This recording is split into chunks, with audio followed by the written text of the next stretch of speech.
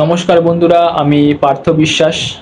আজকে আমরা যৌথ মঞ্চের তরফ থেকে আমি, সন্দীপ দা, প্রবীর দা, জয়, রানা এবং আরও বহু ডাব্লিউপি কেপির পরীক্ষার্থীরা মিলে বলাগড় বিধানসভার যে বিধায়ক আছে তার কাছে আমরা ডেপুটেশন প্রদান করি।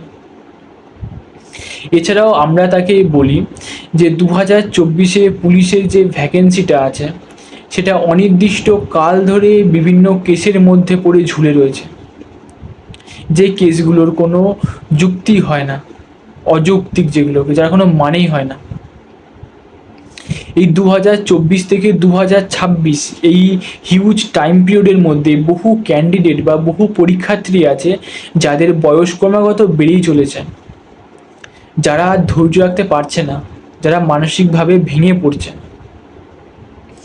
ইতিমধ্যে আমাদের এক্সাম কমপ্লিট, আমাদের মাঠ হয়ে গেছে, আমাদের ইন্টারভিউ কমপ্লিট, কিন্তু এখনও পর্যন্ত ফাইনাল মেরিটের কোনো হদিশ নেই।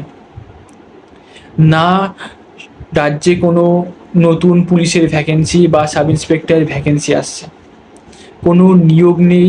একটা নিয়োগ হচ্ছে সেটাও ঝুলে ঝুলে ঝুলে ঝুলে হচ্ছে।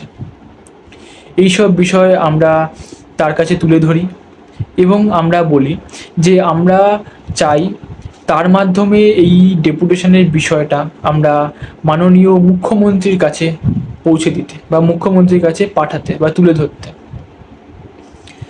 তো এবার তিনি আমাদের কথাটা মনোযোগ সহকারে বা আমাদের বিষয়টা মনোযোগ সহকারে শোনেন এবং আমাদের যে ডেপুটেশন কপি আছে সেই ডেপুটেশন কপিটা তিনি পিডিএফ করে নিজের কাছে রাখেন এবং আমাদের আশ্বাস দেন যে চিন্তা না করতে, পরবর্তী বিধানসভার বৈঠকে তিনি এই বিষয়টা, এই ডেপুটেশনের যে বিষয়টা তিনি মুখ্যমন্ত্রীর কাছে তুলে ধরার বা মুখ্যমন্ত্রীর কাছে পাঠিয়ে দেওয়ার চেষ্টা করবেন।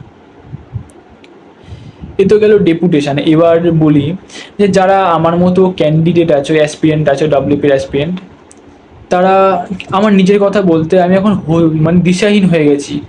কি করব, না কোনো কিছু পড়তে ভালো লাগছে, না সামনে কোনো পরীক্ষাকে টার্গেট করতে পারছি, না এটা জয়নিং হচ্ছে।